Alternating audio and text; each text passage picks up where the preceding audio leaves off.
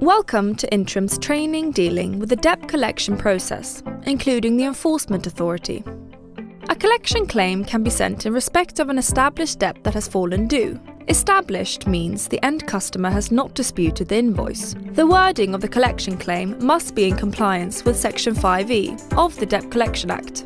There is an additional cost of 180 kroners. The end customer has 8 days to pay. The collection claim does not result in a payment default being recorded for the end customer. We can also grant a short-term extension or set up a payment plan. If payment is not made, the matter could be passed on to the Enforcement Authority. We conduct a case evaluation where we check the end customer's payment ability in order to decide if it is appropriate to pass the matter on to the Enforcement Authority for a payment notice to be issued. An application for a payment notice is submitted to the Enforcement Authority no earlier than 12 days after the demand note has been sent. The Enforcement Authority ensures the end customer is served with a payment notice. Service involves the end customer signing a receipt to confirm they have received the payment notice.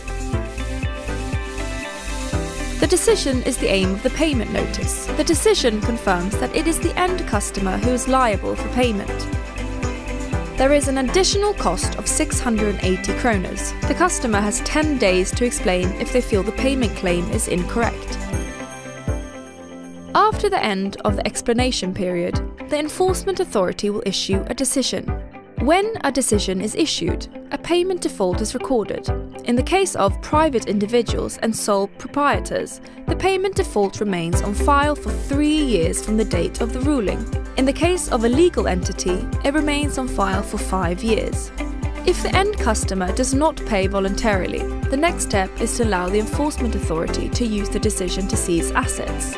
The Enforcement Authority investigates whether these are seizable assets in the form of cash, bank holdings, salary, personal property, or real estate. If the Enforcement Authority establishes that the end customer has no seizable assets, Intrum will monitor the matter and the end customer's financial situation, and hopefully it will be able to secure payment at a later date.